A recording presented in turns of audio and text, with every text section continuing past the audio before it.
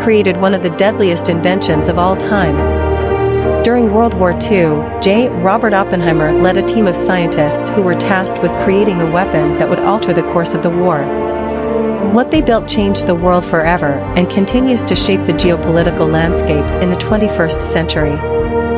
Known as the father of the atomic bomb, Oppenheimer was a remarkable theoretical physicist whose exceptional scientific brilliance was clear from a young age. Although his career was much lauded, his relationship with the American government and military was far from smooth sailing. Born in New York City on April 22, 1904, to German Jewish immigrants, Oppenheimer was a natural scientist. An early love of minerals led him to correspond with the New York Mineralogical Club, who were so impressed with his writings that they invited him to deliver a lecture, unaware he was just 12 years old at the time. He attended Harvard University to study chemistry in 1922. Although he graduated top of his class 3 years later, a love of physics drew the young Oppenheimer down a different scientific path. He then traveled to Cambridge in the UK to begin his graduate work in physics. Working at Cavendish Laboratory under Nobel Prize winner J.J. Thomson, the man who detected the electron, Oppenheimer began his atomic research. A year later, Oppenheimer found himself in Germany studying at the University of Göttingen, one of the world's leading centers for theoretical physics. He'd been invited there by Max Born, the director of the Institute of Theoretical Physics, and was soon mingling with future world-renowned scientists. During his time in Germany, he published many papers contributing to the newly developed quantum theory. One notable piece of work was the Born-Oppenheimer approximation for molecular wave functions, an important contribution to the quantum molecular theory that gained much fame within the scientific world. By 1927, Oppenheimer had received his doctorate and undertaken professorships at both the University of California, Berkeley, and the California Institute of Technology. He spent the next 13 years commuting between the two schools, conducting important research in a multitude of scientific fields including nuclear physics, quantum field theory, and astrophysics. Oppenheimer and another of his students, Hartland Snyder, produced a paper in 1939 that predicted the existence of black holes. This, along with the Born-Oppenheimer approximation, remains two of his most cited papers.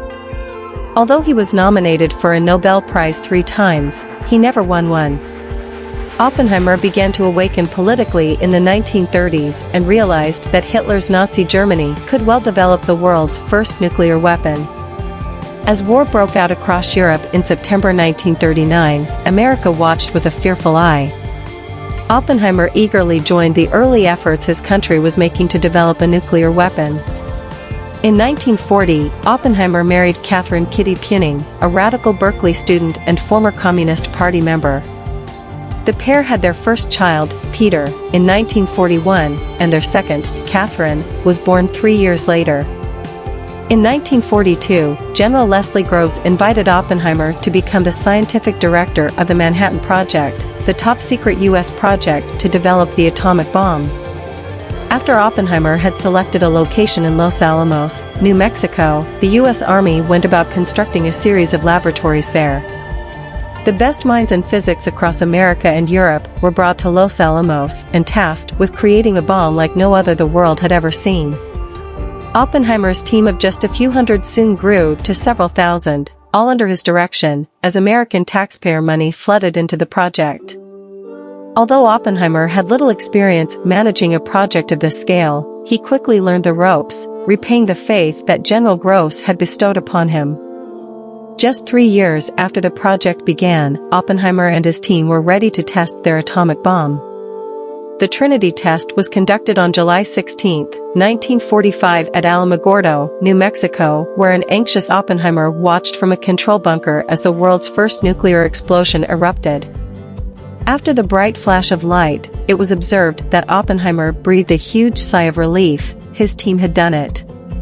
His first words reportedly were, "I guess it worked." He later famously recalled that the history-defining moment had brought to mind words from a sacred Hindu text. "We knew the world would not be the same. A few people laughed, a few people cried. Most people were silent." I remembered the line from the Hindu scripture, the Bhagavad Gita, "Now I am become death, the destroyer of worlds." I suppose we all thought that, one way or another.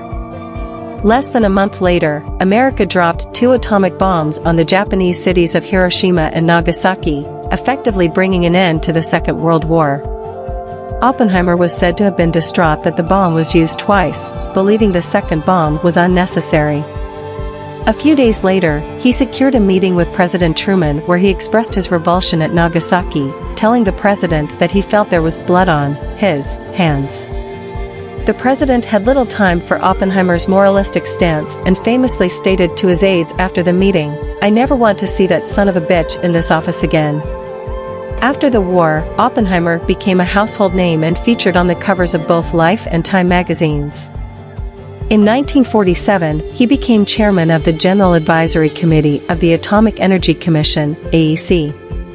During his time there, Oppenheimer opposed the development of the more powerful hydrogen bomb, a position that put him in the firing line of those who wanted to take a firm stance against the growing Soviet threat. It wasn't long before his enemies got their way. Denounced as having communist sympathies, Oppenheimer was removed from his role at the AEC in 1954 and stripped of all security clearances, effectively losing his political influence simultaneously. The move shocked the scientific community and took nearly a decade before amends were made. In 1963, President John F. Kennedy awarded Oppenheimer the Enrico Fermi Award, although President Lyndon B. Johnson presented him with it after JFK's assassination. The award was not only an apologetic gesture but also one that signified political rehabilitation for the famed scientist.